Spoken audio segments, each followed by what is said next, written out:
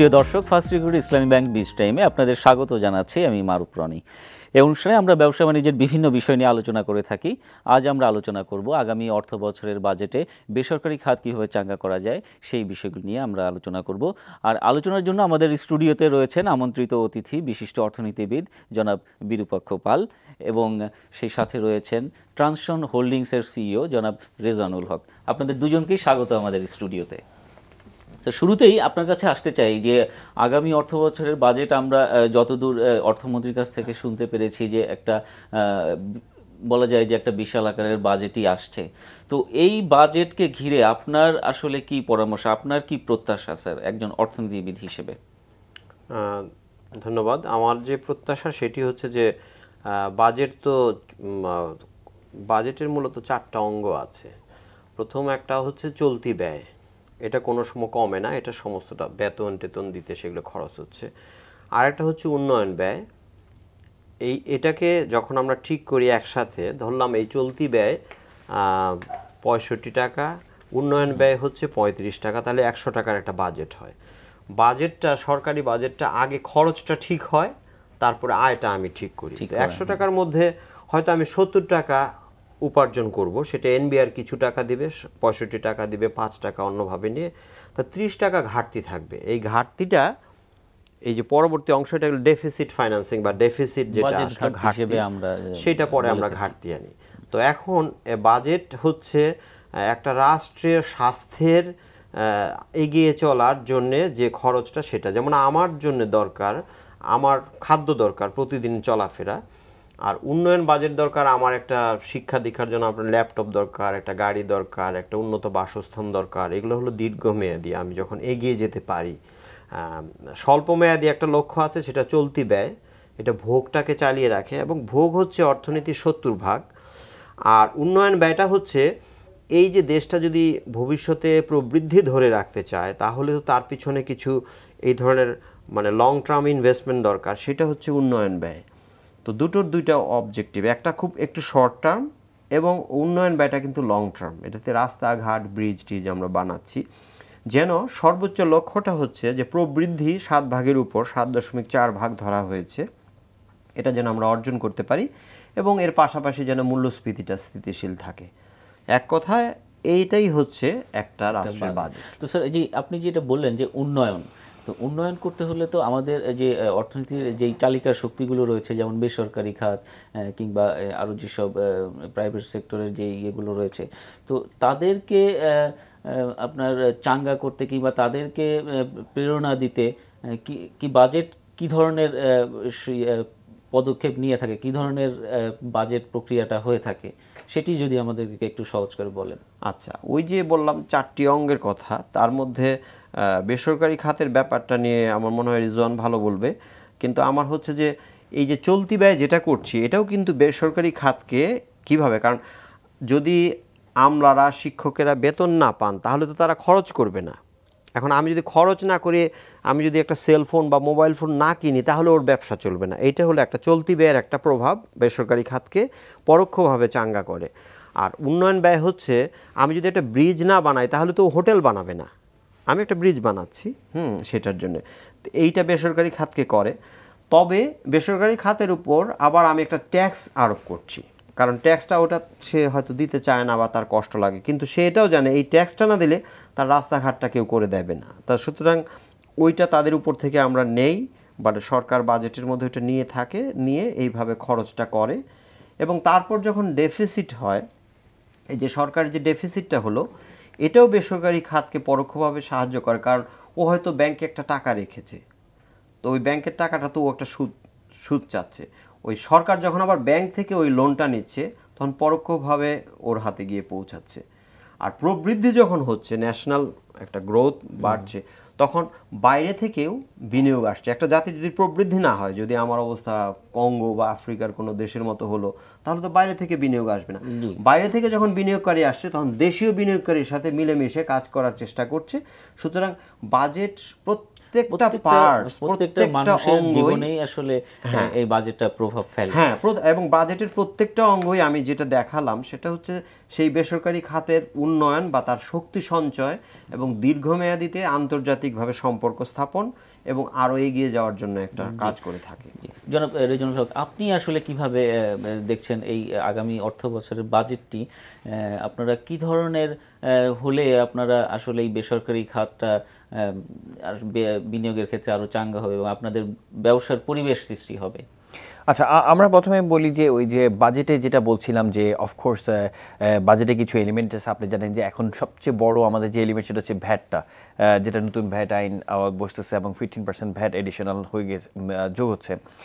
তারপরে আমরা বলছি যে কর্পোরেট ট্যাক্সের কথা বলছি, যে কর্পোরেট ইনকাম ট্যাক্সের উপরে ট্যাক্সটা স্টিল অনেক হাই, হ্যাঁ, এবং তারপরে আবার ডিভিডেন্ড যখন নিতে চাচ্ছেন তখন আবার অনেক হাই। সো সব কিছু যদি আপনি চিন্তা করে দেখেন, দেখুন আমরা যারা ইনভেস্টর আছি এবং যারা বাইরে থেকে ইনভেস্টর করছে, তারা যখন গভর্নমেন্টের এই জিনিসগুলো একসাথে দেখছে তখন কিন্তু দেখে যে এটা কিন্তু আসলে পরিবেশ বিনিয়োগ বান্ধব না, হ্যাঁ। এবং আপনি যে শুরু দেখেন যে আপনি আগে একটা ইন্ডাস্ট্রির কথা বলছেন, এখন কিন্তু অনেকগুলো ইন্ডাস্ট্রি আসছে এবং আমরা যে ইন্ডাস্ট্রি কাজ করছি, এক্সক্লুসিভ মোবাইল ফোন ইন্ডাস্ট্রি কাজ করছি, সেখানে দেখছেন যে আপনি একটা বড় ভাবের একটা ইন্ডাস্ট্রি হতে যাচ্ছে। সো সেই ইন্ডাস্ট্রিগুলোতে কিন্তু এখন বাইরের কোম্পানিগুলো ইন্টারেস্ট শো করছে বাংলাদেশে ডাইরেক্ট ইনভেস্টমেন্ট আসার জন্য, এবং ডাইরেক্ট ইনভেস্টমেন্ট আসার জন্য আপনাকে যে ইনফ্রাস্ট্রাকচারগুলো দেখতে হয়, ওনারা এখানে এসে যে ইন্ডাস্ট্রি করবে সেই ইন্ডাস্ট্রি কিন্তু কাঠামোগতভাবে ওরকম করে উন্নয়ন হয় নাই যে আপনি আমাদের একটাই শুধু স্পেসিফিক একটা ইন্ডাস্ট্রিতে ডেভেলপমেন্ট হয়েছে, বাট আমরা টেকনোলজি বা ইলেকট্রনিক্সের যে ইন্ডাস্ট্রি হবে সেটা কিন্তু খুবভাবে আমরা করতে পারিনি। কিন্তু আপনি জানেন যে এখন একটা সময় আসছে যে বাইরে যে ইন্ডাস্ট্রিগুলো, যে লাইট ইন্ডাস্ট্রিগুলো সামনে কিন্তু আউটসোর্স করে দিচ্ছে চায়নার মতো বড় কান্ট্রিগুলো, জাপানের মতো, কোরিয়ার মতো। সো এখন বাংলাদেশের মতো সময় আসছে এই ইন্ডাস্ট্রিগুলোকে ক্যাচ করার, এবং যদি সেটা করতে চাই আমাদের নেক্সট 4-5 ইয়ার্সে কীভাবে কান্ট্রি ভ্যালুয়েশন হবে ইন্ডাস্ট্রি, সেটা একটা বড় নীতিমালা থাকা দরকার। সেই নীতিমালা যদি চিন্তা করে দেখেন আপনি, অফকোর্স 15% ভ্যাট গভর্নমেন্টের একটা আইন, সেটা আমরা করবো। তার সাথে সাথে কিন্তু অন্যান্য যে যে কাস্টম ডিউটিগুলো আছে, যেগুলো আছে সেগুলো কিন্তু কমানো উচিত। এবং ইনভেস্টর হিসেবে যে ইনভেস্টমেন্টে যে কর্পোরেট ইনভেস্টমেন্ট, কর্পোরেটে যে ইন্টারেস্ট অথবা যে ট্যাক্স, সেগুলো কিন্তু আমার কাছে মনে হয় যেন পর্যায়ক্রমে নেওয়া আসা উচিত। মানে আপনি সম্পূর্ণ একটা বিনিয়োগ বান্ধব বাজেট হওয়া উচিত। জি স্যার, আপনার কাছে আসি যে বাজেটে রাজস্ব নীতি খুবই গুরুত্বপূর্ণ একটি বিষয় বিনিয়োগের ক্ষেত্রে। তো আসলে আমরা কয়েক বছর ধরে এই বিনিয়োগে এক ধরনের খরা দেখতে পাচ্ছি। তো এটির কারণ কি এবং কিভাবে এই খরা থেকে আসলে আমরা উত্তরণ ঘটাতে পারি আগামীতে, তো সেই ধরনের কোনো পলিসির কথা আপনি বলবেন কিনা? আমার মনে হয় রেজওয়ান যে কথাটা বলেছে এটা খুবই গুরুত্বপূর্ণ। আমরা সব সময় ভাবি যে ট্যাক্সের হারটা বাড়িয়ে দিয়ে আমি তাড়াতাড়ি করে অনেক টাকা আয় করব, তাতে অনেক বিরূপ প্রভাব পড়তে পারে। আবার এটিও ঠিক, বাংলাদেশের মতো জায়গাতেই ট্যাক্স জিডিপি রেশিও সবচেয়ে কম, এটা 10 ভাগ মাত্র, অনেক কম। কিন্তু এটা বাড়ানোর উপায় কি? এই যে ইনডিরেক্ট ট্যাক্সগুলো বেশি হলে, এটা বাড়ালে ওটা অর্থনীতির ক্ষতি হয়। ডিরেক্ট ট্যাক্সটা বাড়ানো দরকার, যে আমার আয় থেকে যখন সরাসরি টানে।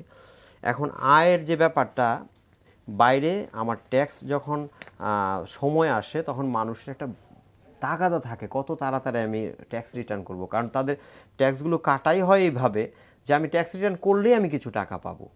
এবং যখন ফেব্রুয়ারি থেকে এপ্রিল পর্যন্ত বা মে জুন পর্যন্ত এই ট্যাক্স রিটার্নগুলো দিতে থাকে গভর্নমেন্ট, তখন অর্থনীতির মধ্যে আরেকটা চাঙ্গা ভাব সৃষ্টি হয়, তার মানে ট্যাক্স পলিসি। আর এখানে কি হয়, যখন আমার ওইভাবে সরকার অ্যাট সোর্স ট্যাক্সটা কালেক্ট করতে পারে না, তখন আমার ট্যাক্সের সময় হলে দিতে ইচ্ছা করে না, কারণ আমার মধ্যবিত্তের সংসার চলে না, এখন আমি আবার গিয়ে 20,000-40,000 টাকা দিব কেমন করে। সুতরাং পলিসির একটু ডিফেক্ট আছে এখানে।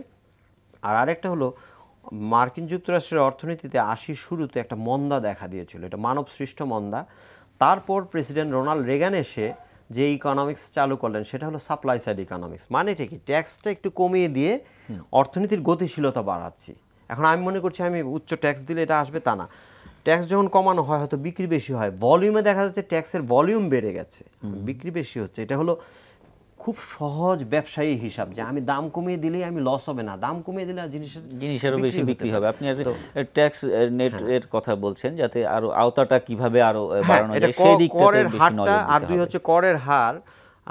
যুক্তরাষ্ট্রের মতো দেশে এটা খুব স্পষ্ট থাকার পর অ্যালান গ্রিনস্পেন বলেছিলেন যে ট্যাক্স রেটের যত সিম্পলিফিকেশন আসবে অর্থনীতি তত উপকৃত হবে। জনাব রেজানুল হক, আপনার কাছে আসি। যে বিষয়টি নিয়ে আমরা আলোচনা করছিলাম যে ট্যাক্সেশন নিয়ে, তো ট্যাক্সেশনের বিষয়ে আসার আগে আমি আপনার কাছে একটু জানতে চাই যে আপনি তো একটা মোবাইল সেক্টরে আছেন, এখানে আপনি বিনিয়োগ করেছেন, তো এটি আমরা শতভাগ আমরা ইম্পোর্ট করে থাকি। তো দেশীয় শিল্প হিসেবে এই সেক্টরটিকে যদি আমরা বিকশিত করতে চাই, তাহলে আসলে বাজেটে কি ধরনের পদক্ষেপ নেওয়া যেতে পারে, কি ধরনের পলিসি আপনারা চাচ্ছেন? প্রথমে বলি যে বাংলাদেশে কিন্তু যেটা বলছিলাম যে একটা সুইট টাইমিং যাচ্ছে ইন্ডাস্ট্রি ডিজিটালাইজেশনে। হ্যাঁ, আমরা 3G আছে, এখন 3G থেকে গভর্নমেন্ট চিন্তা করছে 4G যাওয়ার। ইন্টারনেট কানেক্টিভিটির উপর প্রচণ্ড কাজ করা হচ্ছে। গভর্নমেন্ট গভর্নেন্সের উপর প্রেশার দিয়েছে, গভর্নমেন্টের যে অ্যাপসগুলো আছে সেগুলোকে ডিজিটালাইজ করছে। গভর্নমেন্ট বলছে এটাকে যত বেশি রোমিং করা যায় তাহলে কিন্তু সেন্ট্রালাইজেশন হয়ে যায়, ডিসেন্ট্রালাইজেশন চলে আসতেছে। গভর্নমেন্টের যত আপনার বিদ্যুৎ বিল হতে যত কিছু আছে সব কিন্তু আপনার এখন অ্যাপসের মাধ্যমে চলে যাচ্ছে। পাসপোর্ট পর্যন্ত আপনার অ্যাপ্লাই পজিশন পর্যন্ত আপনার সব চলে যাচ্ছে। সো সেই জায়গাটা যদি চিন্তা করে দেখেন, আপনার একটা বিশাল জনগোষ্ঠী কিন্তু একটা হিউজ একটা অ্যাপসের সুবিধা পেতে যাচ্ছে। এবং গভর্নমেন্ট আইসিটি সেক্টরে কিন্তু হিউজ একটা ইনভেস্টমেন্ট করতেছে, গেমস ডেভেলপমেন্ট, অ্যাপ ডেভেলপমেন্ট, সব কিছু। সেটার মার্কেটটা কোথায়? সেটার মার্কেটটা হচ্ছে কি মোবাইল হ্যান্ডসেট ডিভাইস। আপনি টোটাল বাংলাদেশের 95% ইন্টারনেট ইউজার হচ্ছে কি বাই মোবাইল, এবং আপনি অ্যাপসে যদি ইউজ করে দেখেন সেটাও মোবাইল ফোনের মাধ্যমে। সেই যে মোবাইল ফোন যে 8 কোটি বা আমরা 9 কোটির বেশি মোবাইল ফোন ইউজ করছে ডিভাইস, সেক্ষেত্রে কিন্তু মাত্র 27% হচ্ছে স্মার্টফোন ইউজার। এবং আপনি জানেন যে স্মার্টফোন ছাড়া কিন্তু আপনার যে অ্যাপসের কথা বলছি, যে ডিজিটালাইজেশনে বলছি, সেটা কিন্তু পরিপূর্ণ সুবিধাটা পাওয়া যাবে না। তাহলে তার সবচেয়ে বড় ব্যাপার, আপনি যদি ওয়ার্ল্ড ওয়াইড ডেভেলপ কান্ট্রি এবং ডেভেলপিং কান্ট্রিগুলোতে দেখেন, সে জায়গায় কিন্তু স্মার্টফোন এবং ফিচার ফোনের রেশিও হচ্ছে 80% আর 20%। সেখানে বাংলাদেশের এখন পর্যন্ত স্মার্টফোন হচ্ছে 30% বা 27% যেটা বলছি, আর 70% হচ্ছে কি ফিচার ফোন। কেন হচ্ছে না? Because of price. এবং আমরা যদি গভর্নমেন্টের হিসাব থেকে চিন্তা করছি, ওকে নেক্সট 4-5 ইয়ার্সে বাংলাদেশের আমাদের সবচেয়ে বড় যদি সুবিধা হয়, যদি বাংলাদেশের সব মানুষগুলোকে আমরা স্মার্টফোনে নিয়ে আসতে পারি এবং তাদের মধ্যে ইন্টারনেট কানেক্টিভিটি করতে পারি, তাহলে কিন্তু আমি রিমোট লেভেল পর্যন্ত কানেক্ট করতে পারবো। আমার পক্ষে কিন্তু সবাইকে কম্পিউটার দেওয়া সম্ভব না, সবাইকে ল্যাপটপ দিয়ে সম্ভব না। এবং আপনি জানেন যে গভর্নমেন্ট কিন্তু একটা বিশাল বড় ডেভেলপমেন্ট করছে ইউনিয়ন লেভেলে, যে ডিজিটালাইজেশনটা করে। কিন্তু আপনি যদি সবাইকে কানেক্ট করতে চান, তাহলে কিন্তু একটা মোবাইল অ্যাপ্লিকেশনের মাধ্যমে, স্মার্টফোনের মাধ্যমে আপনি পুরো নেশনকে কানেক্ট করতে পারেন। সে জায়গাটা আমাদের যে 70% পিপল এখনও পুয়ার, তারা কিন্তু স্মার্টফোন কিনতে পারছে না বিকজ অফ প্রাইস। সে জায়গাটা প্রাইসটা দেখেন আপনি, এখন স্মার্টফোনের সবচেয়ে সর্বনিম্ন প্রাইস হচ্ছে 3000 টাকা। কখন? আফটার 25% মতো ট্যাক্স পেইড করার পরে, যেখানে 5% কাস্টম ডিউটি, 15% ভ্যাট, 2% চার্জ এবং 1% এআইডি। আপনি সব কিছু যোগ করে যে 25% ট্যাক্স, আপনি যদি দেখেন যে সেখানে যদি 3000 টাকা এখানে হ্যান্ডসেটে 25% ট্যাক্স কমে যেত, তাহলে এই মুহূর্তে কিন্তু 1900 টাকায় অথবা 2000 টাকার নিচে স্মার্টফোন দেওয়া সম্ভব।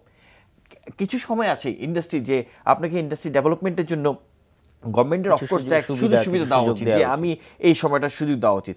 সো আমার কাছে মনে হচ্ছে গভর্নমেন্টের দুটো এখন এইম থাকা উচিত। একটা হচ্ছে কি যে আমরা যে ফার্স্ট স্মার্টফোনের গ্রোথের ক্ষেত্রে এবং পেনিট্রেশন হাই করার ক্ষেত্রে এখানে একটা ট্যাক্সের অফকোর্স কিছু একটা করা উচিত। এবং তার সাথে সাথে চিন্তা করা উচিত ফিউচারে আমরা যে 3 কোটি মোবাইল ফোন বাংলাদেশের মার্কেট সাইজ হয়েছে এবং প্রায় 8000 কোটি টাকা, 2020 সালে সেটা কিন্তু 12000 কোটি টাকা দাঁড়াবে, সেটা কিন্তু পুরোটা চলে যাচ্ছে আমরা ইম্পোর্ট করে। সো সেখানে ইন্ডাস্ট্রিয়ালাইজেশনের জন্য গভর্নমেন্টের কিন্তু একটা বড় পরিকল্পনা উচিত। মোবাইল ফোন এমন একটা ইন্ডাস্ট্রি যে ব্যাকওয়ার্ড লিঙ্কেজ, সেটা আপনার একদিনে সম্ভব না। এটাকে আপনাকে করতে হবে লং টাইম একটা পরিকল্পনা, যে প্রথমে আমি অ্যাসেম্বলি করব, তারপর আমি ব্যাটারি, তারপর আমি আস্তে আস্তে আমি কত ভ্যালুয়েশন করতে পারি। আমি একটু সময় দিচ্ছি, একটু ইন্ডিয়ার মার্কেটে যদি আমি ইন্ডাস্ট্রি বলি, ইন্ডিয়া মার্কেটে গত 3 বছর 24 কোটির মার্কেট, ইন্ডিয়াতে গত 4 বছর আগে কিন্তু 0% ছিল হচ্ছে গিয়ে অ্যাসেম্বলি, সেখানে এখন 76% 24 কোটি মার্কেটের অ্যাসেম্বলি হচ্ছে বিকজ অফ একটা পলিসি। এবং গত 3 বছর পরে তারা এখানে 76%-এর পরে ইন্ডাস্ট্রি ভ্যালুয়েশন প্রায় 5% হচ্ছে। সো আমার কাছে মনে হচ্ছে এখন একটা সময় আসছে এই জায়গাটা আমাদের ফোকাস করা। আমাদের এখানে অ্যাসেম্বলিংটা হচ্ছে না কেন? আমাদের এখানে যে অ্যাসেম্বলিটা হচ্ছে সেটা হচ্ছে এখন যে আমি যদি অ্যাসেম্বলি করতে চাই, যে র মেটেরিয়ালস ইম্পোর্ট করতে হয়, সেটা আলাদা আলাদা এইচএস কোড এবং সেটা ট্যাক্সটা অনেক high. So mobile phone import finish গুডের যে ট্যাক্স এবং অ্যাসেম্বলি করতে গেলে যে ট্যাক্স, সেখানে একটা বড় ডিফারেন্স রয়ে গেছে, যার কারণে অ্যাসেম্বলিটা হচ্ছে না। জি স্যার, আপনার কাছে আসবো। আপনি একটু আসলে বলবেন যে বাজেটে আমরা কোন কোন সেক্টরকে আসলে এখন গুরুত্ব দিতে পারে? আমাদের গার্মেন্টস সেক্টর অলরেডি বুম করেছে এবং লেদার সেক্টরটাও আমরা ভালো রেসপন্স পাচ্ছি, এক্সপোর্ট হচ্ছে। তো আমাদের তো আসলে এক্সপোর্টের বৈচিত্র্য দরকার। তো সেক্ষেত্রে আমরা কোন কোন সেক্টরগুলোকে এই বাজেটে আমরা একটু সুবিধা দিতে পারি কিংবা এগিয়ে নেওয়ার জন্য কিছু পলিসি সাপোর্ট আমরা নিতে পারি? তো আপনার কাছে কি মনে হয়? আমার কাছে যেটা মনে হয় রেজওয়ান যে চিত্রটা তুলে ধরলো সেটা থেকে বোঝা যাচ্ছে যে মোবাইল ফোনের তো একটা ফিউচার আছে আমাদের ভবিষ্যৎ, তো আমাদের ভিশনটা থাকতে হবে একটু লং টার্ম। যে ক্ষেত্রগুলো শুধু যেমন মোবাইল ফোন নয়, না, অনেক ইলেকট্রনিক্স, আমাদের গার্মেন্টসে আমাদের এক্সপোর্টের মধ্যে 80% এর বেশি নির্ভরতা, এটা ভালো না, এই লক্ষণটা ভালো না। আর গার্মেন্টস তো একটা মডেল ইন্ডাস্ট্রি না যে একেবারে সারা জীবন আমরা রাখবো, আয় বাড়ার সাথে সাথেই গার্মেন্টসটা চলে যাবে। কিন্তু আয় বাড়ার সাথে সাথেও আমরা যে বিষয়গুলোতে দক্ষতা থাকবো, সে ফার্মাসিউটিক্যালস আমেরিকার মতো উন্নত দেশেও হয়, তার মানে এটা লং টার্ম থাকবে। ইলেকট্রনিক্স সারা জীবনই থাকবে আমাদের সাথে, মানে এরকম আসলে ওই দিকে যাচ্ছে। হ্যাঁ, তারপর কিছু আমাদের হ্যান্ডিক্রাফটস আমাদের দেশের জন্য যেগুলো স্পেশাল আছে সেটারও কিন্তু বাইরে একটা বড় মার্কেট, কারণ আমাদের 1 কোটির উপরে বাঙালি বাইরে থাকবে, তারা কিন্তু এই জিনিস দেশীয় পণ্য জিনিসগুলো চায়, এবং এইটারও একটা আলাদা একটা নিচ মার্কেট আছে। তারপর আমরা লেদারের একটা বড় ইন্ডাস্ট্রি আমরা এই দেশ থেকে করতে পারি, এবং এই সমস্ত ক্ষেত্রে যে যে জায়গাগুলোতে আমাদের লেবার মানে যেহেতু লোয়েস্ট লেবার কস্ট আমাদের এশিয়ার মধ্যে প্রায়, তো ওই জায়গাগুলোতে ফোকাস করে ওইভাবে আমরা আরও অন্যান্য ইন্ডাস্ট্রির দিকে আমরা এগিয়ে যেতে পারি মনে হয়, এবং টেক্সটাইলেও আমাদের ভালো ভবিষ্যৎ আছে।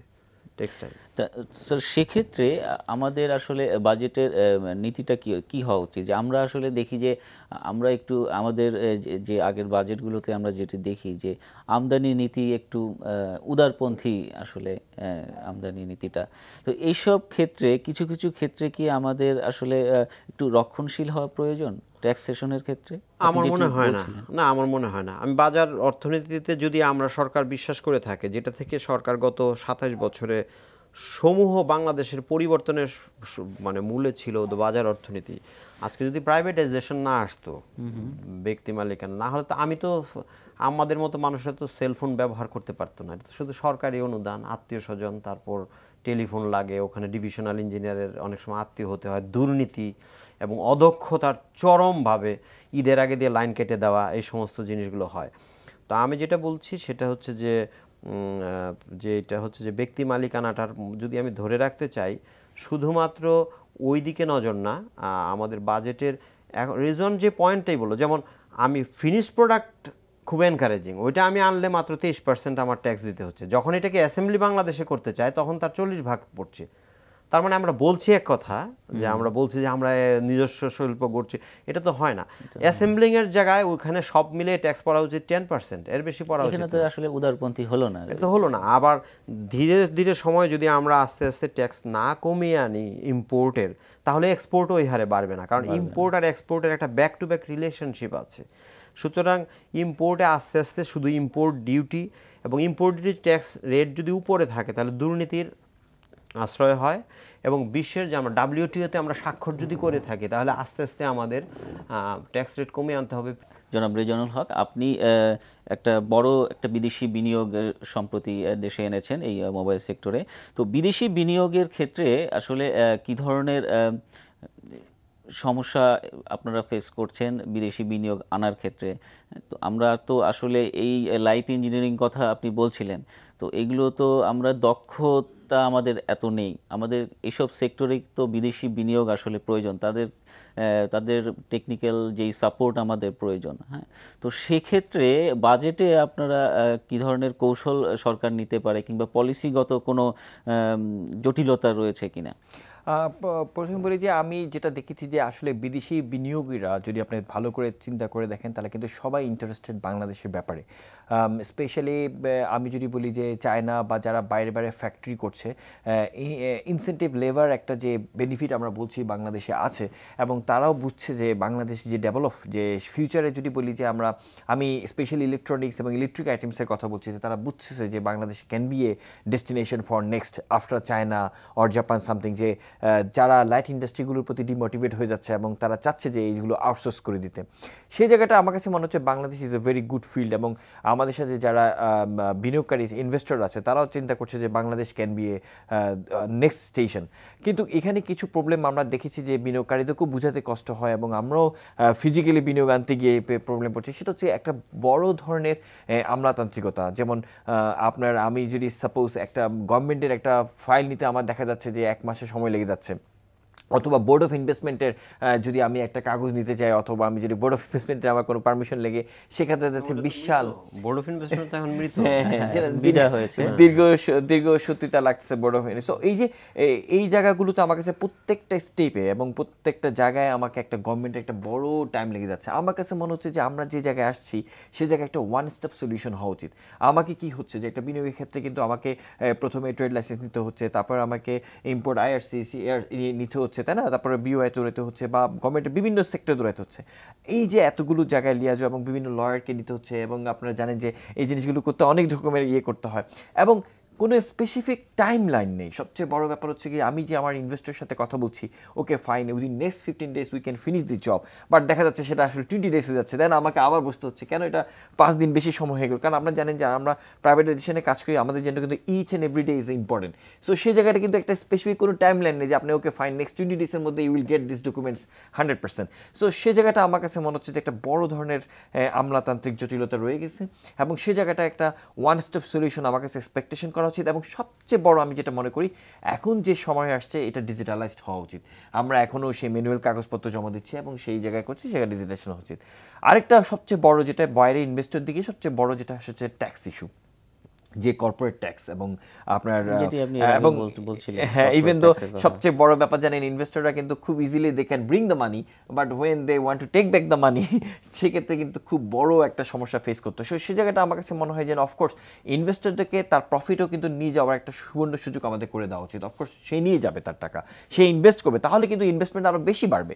আমি যদি চিন্তা করি না তার টাকাটাকে আরও আটকে রাখতে হবে, তার টাকাটাকে নিয়ে আসতে হবে, তাহলে কিন্তু আসলে হয় না। সো সবচেয়ে মনে হয় এই জায়গাগুলোতে ডেভেলপমেন্ট হওয়া উচিত। স্যার, আপনার কাছে আসি।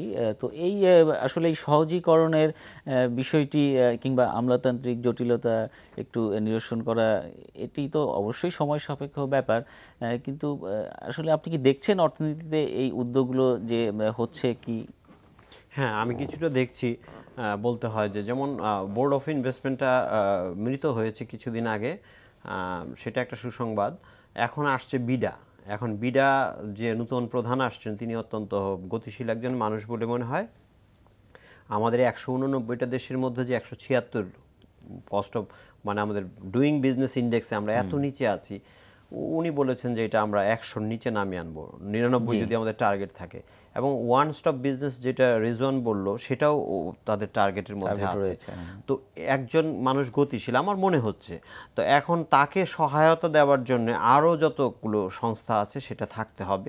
এবং বিদেশিরা, ও যে পয়েন্টটা বললো, ওরা কিন্তু টাইম লাইনে বিশ্বাস করে সব জায়গায়। পাসপোর্ট অফিসে গেলেও ওরা এত টাকা দিলে এত ঘন্টার মধ্যে এত টাকা, সব কিছুর একটা হিসাব থাকে। ওই জায়গাগুলো মনে হয় জবাবদিহিতে আর একটু বাড়ানো উচিত, নথিপত্র ফেলে দেওয়া উচিত। এগুলো এখন আর এই যুগ নেই, আমাদের আধুনিকায়নের দিকে যাওয়া উচিত।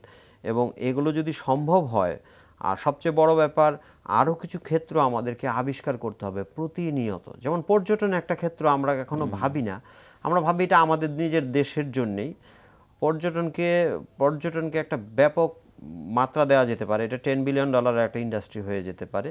এবং এই ক্ষেত্রগুলো বের করতে হলে অবশ্যই দীর্ঘমেয়াদী থাকতে হবে, না হলে তো। স্যার, মাইক্রো থেকে একটু আপনার কাছে একটু ম্যাক্রো ইস্যুতে আসতে চাই, যে আপনি আমাদের যে বাজেটের টোটাল বাজেটের শুরুতে আপনি বলছিলেন বাজেট ঘাটতি। তো এবার আসলে বাজেট ঘাটতি কেমন হচ্ছে? অর্থমন্ত্রী অলরেডি কিন্তু একটু ইঙ্গিত দিয়েছেন বাজেট ঘাটতি একটু বাড়বে। তো বাজেট ঘাটতির সেই অর্থায়নের ক্ষেত্রে এই ম্যানেজমেন্টটা আসলে কি কেমন হলে ভালো হয়? বাজেট ঘাটতি সাধারণত 5 ভাগ ধরা হয়, জিডিপির 5 ভাগ। শেষকালে ওইটা 4 ভাগে ঠেকে, কারণ কেউ বাস্তবায়ন করতে পারি না, আমরা প্রকৃতপক্ষে উন্নয়ন বাজেটটা করতে পারি না। সুতরাং বাজেট ঘাটতি বড় কোনো হেডেক না। এবার অর্থমন্ত্রী বলছেন এটা 6 ভাগ হবে। 6 ভাগও কোনো ব্যাপার না, কিন্তু ব্যাপারটা হচ্ছে টাকাটা কিভাবে খরচ হচ্ছে। এটা তো চলতি ব্যয়ে বেশি খরচ করে ফেলি, সেটা অর্থনীতির গতিশীলতা দেবে না। আমার যেটা মনে হচ্ছে সেটা হচ্ছে যে এই ঘাটতি 6 ভাগ থাকুক। এই ঘাটতিটা যে আমাদের সবচেয়ে বড় ব্যর্থতা হচ্ছে যে উন্নয়ন কর্মসূচিগুলো আমরা ঠিক বাজেটের আঙ্গিকে রাখতে পাচ্ছি না। এটাকে একটা আলাদা বাজেট করা, যেটাকে আমি মনে করি ইনফ্রা এনার্জি বাজেট এরকম করে আলাদা, বা ইনফ্রাস্ট্রাকচার ডেভেলপমেন্ট বাজেট করে, এটা তো বাৎসরিক হিসাবের মধ্যে আসতে পারে না। বাৎসরিকের মধ্যে চলতি ব্যয়টা আসে, মাসে মাসে বেতন দিচ্ছি আমি, মাসে মাসে উন্নয়ন পরিকল্পনা হয় না। সেটা দ্বিবার্ষিক হলে, আমি যদি আমার সমস্ত একটা পলিটিক্যাল রেজিমে 3টা বাজেট নেই, তাহলে এটার জন্য খরচটা হবে। না হলে এটাতে টাকা পড়ে আছে, এবং ঘাটতি আমরা প্রথমে বলি, অনেকে হইচই করে এত ঘাটতি ঘাটতি, আসলে আবার ঘাটতির টাকাটা কোত্থেকে নিচ্ছি সেটাও, এটা যে সাধারণ মানুষকে আমি উচ্চ সুদ দিয়ে নেই সেটাও কিন্তু সরকারের জন্য দায় করতে হবে। এই জন্য ঘাটতির সবচেয়ে বেশি উচিত হবে ফরেন ফাইন্যান্সিং, কারণ ফরেন ফাইন্যান্সিং শুনলে কেউ কেউ বলবে না না এটা কেমন ব্যাপার, ওটা আমার লো ইন্টারেস্ট, সুতরাং আমার জাতির উপর যত দায়গুলো কমে আসবে সে জায়গায় একটু কাঠামোগত পরিবর্তন আনা দরকার সমস্ত বাজেটে, ওই দিকটা তাকিয়ে যে আমাদের উন্নয়ন বাজেটটাকে শক্ত না করলে ভবিষ্যতে আপনি লক্ষ্য করবেন যে 7 ভাগ 6 ভাগ প্রবৃদ্ধি থেকে 7 ভাগে উঠেছে, এখন একটা ফ্যাটিগ, এটাকে আমরা বলি যে গ্রোথ ফ্যাটিগ, এক ধরনের লক্ষ্য করা যাচ্ছে। এটা থেকে উত্তীর্ণ হতে হলে একমাত্র উপায় হচ্ছে উন্নয়ন বাজেটের পূর্ণ ব্যবহার এবং আরো বেশি ব্যবহার করতে হবে। তো নিশ্চয়ই আমরা নিশ্চয়ই দেখব যে একটা ভালো একটি বাজেট যেটি আসলে বিনিয়োগ সহায়ক এবং সাধারণ মানুষের জন্য ভালো একটি বাজেট অর্থমন্ত্রী দিবেন, সেই প্রত্যাশা নিয়ে আজকে আসলে আমরা এখানে শেষ করতে হচ্ছে, সময় একেবারে শেষ। এবং আপনাদের দুজনকে আবারও অসংখ্য ধন্যবাদ আমাদের স্টুডিওতে আসার জন্য। দর্শক, শুনছিলেন আমাদের আলোচনা, আজ এখানেই শেষ করছি। আর আমাদের এই অনুষ্ঠান পুনরায় দেখতে ভিজিট করুন এনটিভি অনলাইন www.ntvbd.com এই ঠিকানায়। সবাই ভালো থাকুন, সুস্থ থাকুন, ধন্যবাদ সবাইকে।